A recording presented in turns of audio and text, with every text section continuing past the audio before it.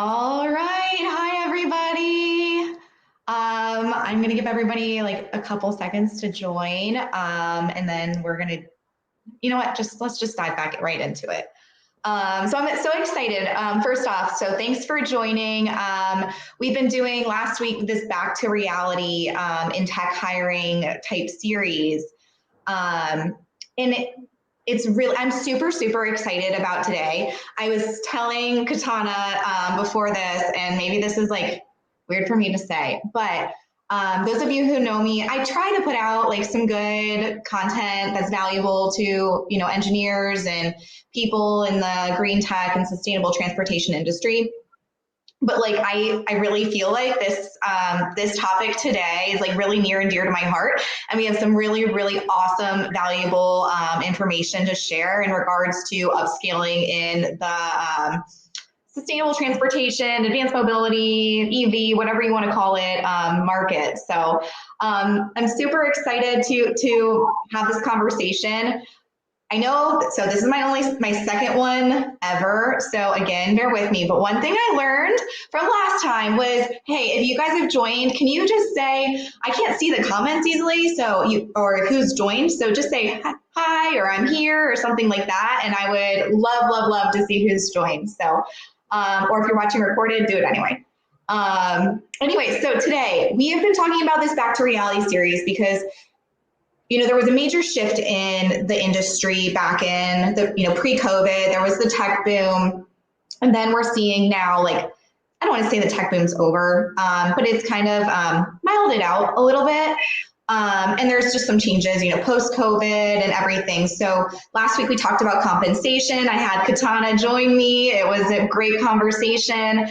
This week we're going to talk about kind of 4 different topics. We're going to talk about upskilling and why upskilling is important. We're going to talk about the in-demand jobs in the market right now that we're seeing. We're going to talk about some tips and tricks and actionable advice, I guess you could say, in regards to how you can upskill and what things you can kind of do almost immediately. And then finally, I'm maybe most excited for this. I have gone down this huge rabbit hole of all of these resources and documents, in trainings, both free and paid, that you can use to start your process. So just a little bit of background about me. So I am Ashley Taylor. I just started my own company. It's getting up to almost 4 months ago, which is kind of crazy. So the company is Green Tech Resources. We work with growing companies in the green tech industry, mostly actually in sustainable transportation and kind of periphery areas, helping them to identify talent to help grow and support their organization. And then I personally, in my past, I've worked with huge OEMs like Honda, Rivian, Polaris, Nissan, Toyota, tons of suppliers. So been about in the industry for about 12 years now. So and then last week I had Katana Bodmer join me. If you don't know Katana, she is just first off, just like an amazing human being. And then second off, just a rock star recruiter. She spent like 3 years at Rivian. She's worked with just a ton of different tech startups like Bird and Tinder, and we could go on and on. But after our call last week, her and I were talking about this topic, and we were just like ping-ponging ideas. And I'm like, hey, would you want to join with me on this one too? And she's like, sure. So I'm super excited. Thanks to Katana for joining and not making me be on camera all by myself. So I really, really appreciate it. So just to kind of get started, I thought we would just kind of dive in. Talking about upskilling, I think it can have a couple different meanings. So I figured we would maybe just, from the basis start, like, what does it mean? Katana, I'd love to get your opinion. What does it mean to you, and where do you see it in the industry? And then we can just like kick off the conversation there. For sure. Guys, first of all, and also, so from my perspective, like I'm happy to admit I'm a new incumbent in automotive, but I will say holy moly, was Rivian the most intense crash course of automotive that I think anybody could possibly get, especially scaling entire teams and organization from scratch. So I really took my time there to absorb and learn every part of the automotive R&D process that I could possibly get. So I feel a little bit confident here talking about kind of what it means to be like in an EV startup, talking to candidates who are trying to upskill and get into, the electrified space. So I think from my vantage point, that experience, even though again only 3 years, but trust me, it feels like I was there for 10 or more. I've got a lot to prove it. So from my perspective, there again, like we said last week, there really is no silver bullet. There are folks out there who have gotten ahead of the curve very early in their career, and they come from electronics or electrical engineering backgrounds that they could apply themselves very quickly and easily. But I think it's pretty evident in the market that we have a surplus of more mechanical engineering side of things. And so I really was at the forefront of talking to a lot of candidates who were trying to get into the electrified space. And from my perspective, I think having an open mind, being willing to put yourself out there, ask questions, maybe take roles that you don't get your dream role right away within electrified engineering, right? But tangential type of roles that you can jump into a company and really, really learn and adapt very quickly. So that's my 2 cents on it. And I'm excited to talk with you, Ashley, today about what have we seen and how can we help people navigate that? Yeah, I think you hit the nail on the head. I totally agree. I think there's a little bit maybe of a surplus of mechanical engineers, which is not a bad thing whatsoever. But, and that, I'm going to lead into my next topic without meaning to. But I think that we're seeing some other areas in which these mechanical engineers or, other new coming into the industry engineers can kind of maybe tweak their skill set. So they're more in demand, and maybe they can have the type of career path that they're looking for and staying within this growing field. So totally agree. So with that being said, okay, so I wanted just to kind of take a minute and talk about what we're seeing as far as the in-demand jobs in the market that we're seeing. So, obviously we're going to say something about battery, right? Battery designers, battery testers, battery integrators. Yes, of course. Same thing with electrical. But I found this, and bear with me because I am still learning this. I found this this image, and it was on Ohio's workforce development strategy, which I will share this in the links. And it was just a really good document, I think. I hope you can see it. I can't tell if you can read it or not. But okay, cool. But I think it really does a really good job of outlining so up here are the critical jobs that are needed, that are coming. These are the more medium, in-demand jobs. And then these are still jobs that are in demand, but just not maybe as crucial. And then I loved it because it took these jobs and then it shows you where they are and where they fall within the development cycle or in kind of what's needed. So you can see quite a bit, it starts in research and development, it goes into manufacturing, and then obviously into, operations and then maintenance. What I found really interesting about this diagram was really the core, especially of the crucial jobs that are needed. You guys can read. I'm not going to read you all the different jobs, and you pretty much know them anyway. But what you can see is a lot of them fall into this manufacturing stage. And I think that's a really big pivot for us. At least for me and what I have seen, and Katana, jump in here if you've seen something else, but we were at this forefront of new development, research and development. And now we're moving a little bit more into the need being into the manufacturing space. So I think any way that you can maybe maybe I'm jumping ahead again, but taking your skill set and making it a little bit more attractive or a little bit more aligned in manufacturing is going to just give you a better career trajectory. So anyway, if you're watching the replay, pause it, take a screenshot, whatever. But I just thought this image was really good. And, we're going to see things, like I said, battery controls, Materials is going to be a big one, power electronics, that kind of thing. But then obviously there's going to be a lot of skilled trade needs as well, in regards to technicians, electricians. Oh my gosh, so many electricians are needed. So even like if you're not an engineer and you're, maybe looking, how can I get in this space? There is so much room. And in a couple minutes, we're going to talk about like some of the resources that can upskill you in that regard as well. So I will like figure out how to stop sharing this now.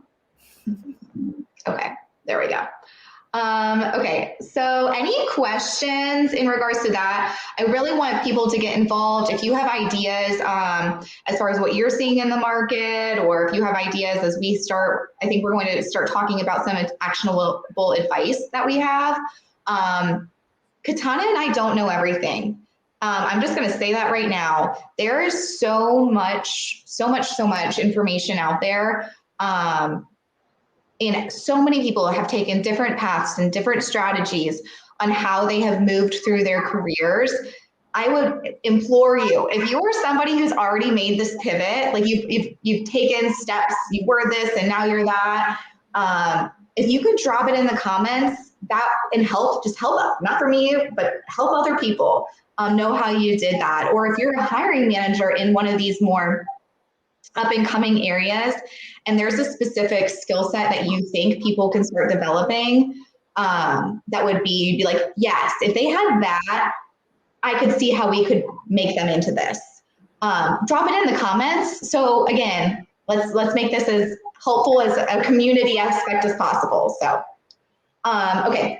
So with that being said, like I said, so we're going to just talk about some quick tips and advice as far as upskilling goes. So one of the things Katana and I were talking about is just networking. And that's kind of honestly just kind of what I was just talking about as far as putting comments in. I think it's pivoting a career is hard for anybody in whatever industry you're in. So I think it's always beneficial to take a look at the people that have the jobs that you want to have and reach out to them and see how they got there. Did they take some courses? Did they take a different job to get to where they are now? Just starting to reach out to people to see, the people, I reach out to the people that you have the jobs that you want. And then I'd reach out to those hiring managers on, hey, I would love to work in this type of field. Do you have any advice for me whatsoever on things I could do to get there? So networking is a big one. Another one is just being flexible. Donna, you kind of hit on this earlier, was I think right now, you gotta, and we talked about this a lot before, and I'm not gonna let it go. So you're gonna people could get annoyed with me, but intentionality, being intentional with your career path. And if you want to go to point, whatever, there might be some steps you need to make in the meantime to get there. So being intentional, maybe you're a plastics design engineer and a senior one, let's say, and you want to be you want to get into electrical engineering or whatever, into power electronics. You might have to you might have to take a step back and a step to the side to get to where you want to go. And, ultimately that's going to lead you to where you want to go, but you have to be flexible with that. Maybe it's in the industry, maybe you're like, no, I am an automotive engineer. But do you have to be? Are there parallel industries, jobs you could take that would still get you that experience? That's maybe not in automotive. Maybe it's power or power equipment or power sports, or maybe it's in charging and you're getting electrical engineering experience through that. Maybe it's a specific supplier that's like really, really focused in that area.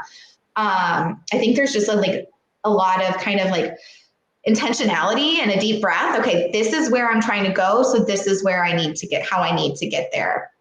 And if anybody wants to talk through that, feel free to reach out to me. Katana, I know we talked a lot about this before. Do you have anything to add?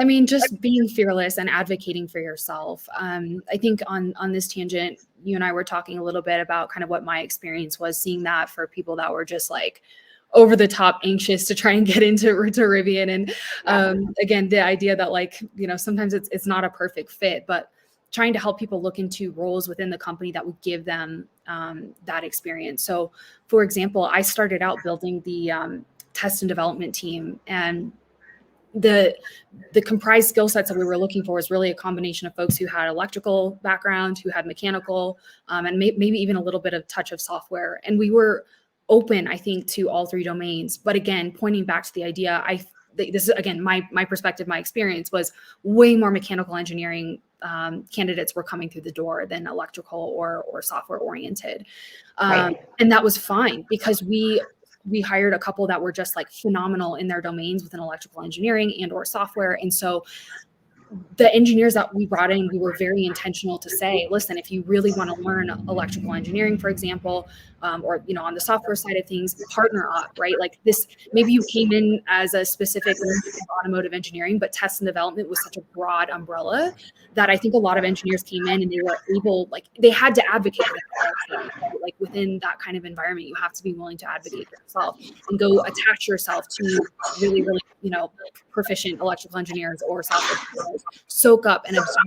And I think through time, like I've seen time and time again, folks that we worked with in that team that stepped aside and went into either, the electrical domain or into software. And that wasn't even their background to start, right? But thinking really critically again about like, well, if I'm not, X, Y, and Z type of engineer for the specific X, Y, and Z role, how can I finagle my way into it, right? And I think that's a silver lining of this industry right now is, my gosh, folks that go into the manufacturing side of things. I mean, you're in this environment where you're forced to be like scooping up and absorbing every part of the vehicle, which again includes the electrical side of things, which I think is relevant again to this conversation because we're seeing that like there's a shortage of electrical engineers, and that's a huge part of electrical vehicles. Like no surprise, right?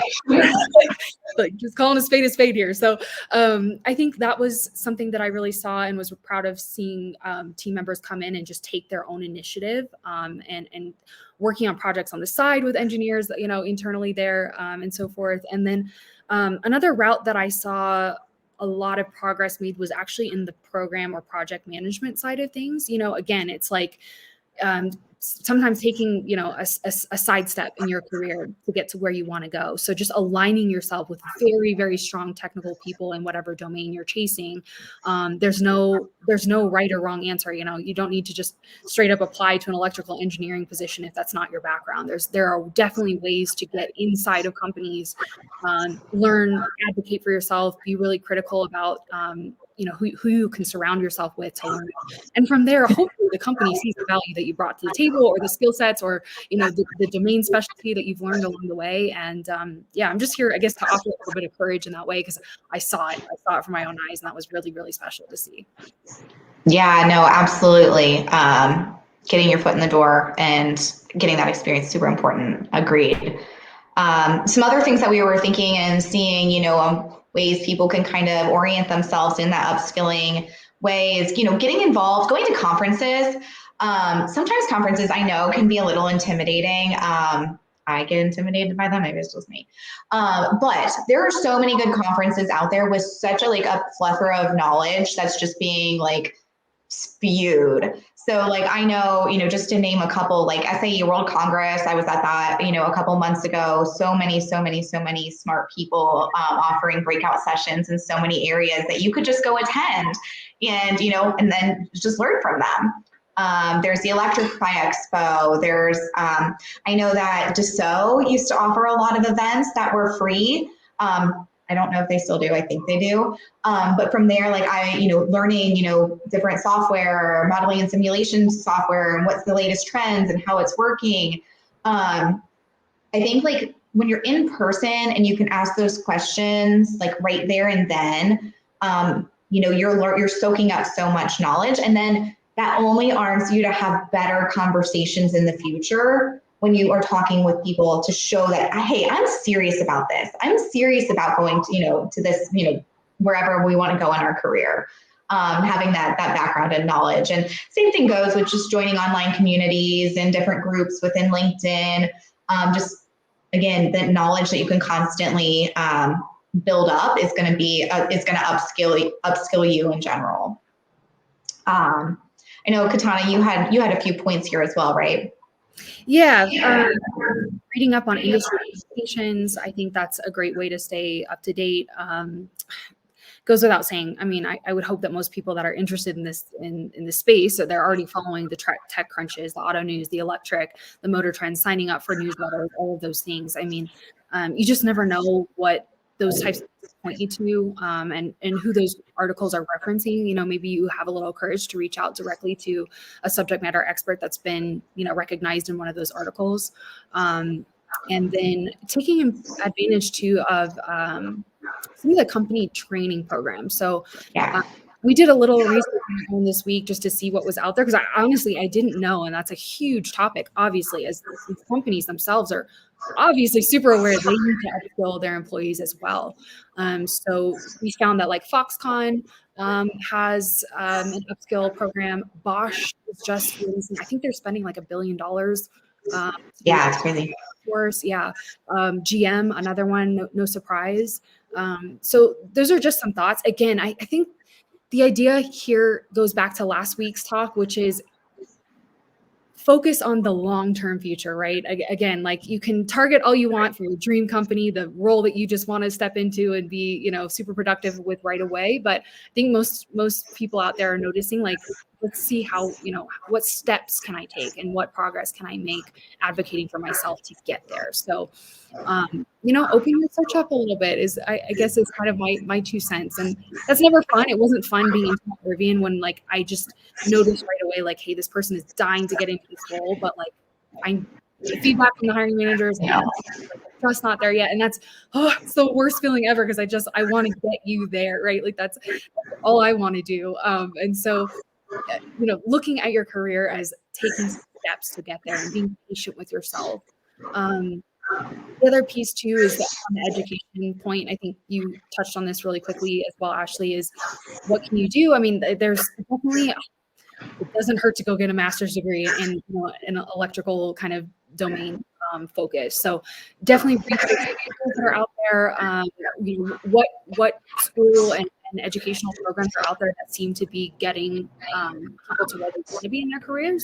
Networking with people that have come out of it recently, noticed that they've stepped into, you know, maybe a dream company, like just advocate for research. I think that people out there are so willing to help, and it can be a little bit intimidating, but I have so much people, like people wanting to help people as they progress themselves. So just don't hesitate to, you know, to check education and those kinds of things. So. Agreed. And I know you and I, and some people are probably like, well, which places, if I'm going to go get my master's, where should I go? We really debated talking about this or not, and we ended up deciding on not. And the reason being is there are so many wonderful, wonderful programs out there, but they're very specific. You know, if you want to get into battery, there are very battery specific targeted programs out there. If you want to get into power electronics, same thing. You know, EV programs, they're very targeted programs out there. And then there's some just holistic ones that are big on just like the, you know, systems integration. So do your research. I'd be happy to talk offline with anybody about it. But it was just too big of a rabbit hole to go down. But on the same topic of learning, there are so many online courses that you can take to kind of, again, upskill yourself. And this is kind of going to lead us into like this last little part of this conversation, which personally I'm most excited about, are all of these resources and trainings that are out there right now. So I'm going to start on like the trainings, and then I'm going to go to the resources, both free and like I literally spent way too many hours in the last, I don't know, couple weeks looking into this stuff. And still, I'm going to preface this.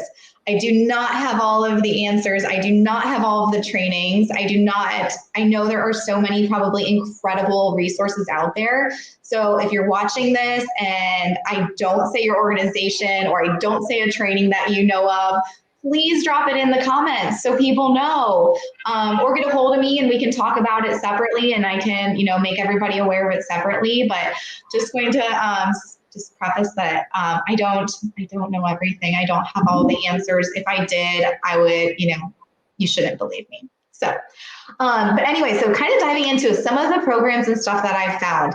I know you all should know this, but I'm going to say it anyway. SAE, the Society of Automotive Engineering, they have so many programs out there specific to EV and battery. Like, I was looking it up. They have some like holistic programs. They have, oh my gosh, just a slew of ones that are specific to battery. I mean, they go on and on and on and on. I think a lot of their programs do cost a little bit of money, but I think that from an upskilling perspective, if you are trying to pivot your career, but you don't want to like go get an entire master's program or something like that, having one of those trainings under your belt on your resume would really show that, like, hey, I invested a little bit of money and a lot of it is fun to go into this. So there's the SAE ones. I came across this electric vehicle infrastructure training program. It's evitp.org. So for people that are maybe trying to upskill themselves, maybe they're not an engineer, but maybe they're a technician that wants to upskill themselves to get into EV. Maybe they're skilled trade and want to get into EV, that they're a nationally recognized training program. It seems pretty freaking amazing to me. There's, same along those kind of same lines. I came across this company in Michigan called ChargedUp. And they're the industry lead. I'm going to read it because I don't get it wrong. The industry leading community reskilling in EVSE technician training and certification. So they have a huge area based on workforce development for electricians and for technicians. There's a ton of different programs, like Katana was saying, through schools, that maybe you don't want to get an entire master's program, but it will let you take a course here, a course there, things like that as well. So again, if I went through all of the universities, we would be here all day. But if you are looking for something specific, let me know.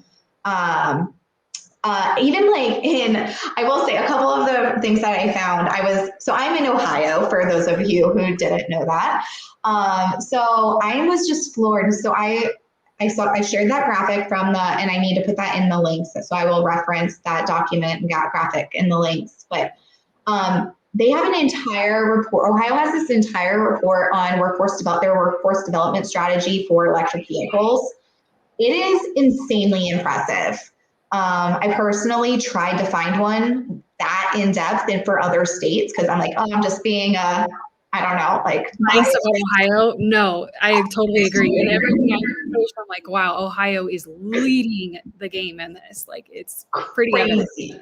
Yes. So they did some great things, and some of the things that were company or places that were highlighted, I just want to give shout out. Sinclair State, or Sinclair Community College in Youngstown State. You guys are doing some really cool stuff as far as training development and upskilling for engineering. So they do have specific things for engineering, and they have specific things for, there's a lot of other companies doing good stuff too. But those really stood out to me. Other resources to look at, kind of like that Ohio workforce development strategy. Michigan has a lot of stuff too. Their labor and economic development organization has put out a lot of really cool information too. They have this EV Jobs Academy. And what I found, they have this really cool, and we're getting close to time, I was going to share it, but they have this really cool spreadsheet that actually takes all of the jobs that you could potentially want, and giving parallel trainings or courses that you could take that would help give you the foundation for those jobs. So like I said, Michigan Labor and Economic Opportunity and their EV Job Academy, check that out. And yeah, just other things to pay attention to. Any of your guys' state departments of labor, they will have their strategy for electric vehicles, and they're putting out in every one, there generally is a workforce development section inside of it. It's maybe not its own document, but you can look there and kind of get an understanding of, if you want to be in a certain state or certain location, which I know we're getting a little bit more honed down to not wanting, at least I'm saying not wanting to reload, which we will talk about next week. But yeah, take a look at that. I think that will really, really help. And then also just pay attention to the incubators around your area. I know in my area here in Ohio, we have Bright Energy Innovators, we have Rev One Ventures, but they have like a good pulse on kind of what's needed in the area as well. So that was a lot of information. Obviously, I hope you can tell like how excited Katana and I are about like this type of upskilling. I think, the world is changing and that's okay. It's about keeping up with it. We don't, there's a lot of technology that's maybe, putting some jobs, not as needed. But I think as long as we stay ahead of it and as long as we're intentional about where we want to go, there's no reason why we all can't excel in our careers. So wanted to like give you guys that nugget. We'll be back next week. I haven't decided what we're talking about. So we have two more topics that we want to talk about, at least, unless we keep getting more. One is about relocation and remote work. So, there's a lot of people trying to have that, companies, not wanting remote, people wanting to be remote. We're back to reality. Where are we at now? And the other one is this open to work philosophy. And I'm not going to get into that, but I'll leave it at that. It's a very interesting time right now as far as people and their open to work status. So I'll keep you posted on what next Thursday, 2:00, join us there. And we will talk to you soon. Thanks for joining. Awesome. Thanks.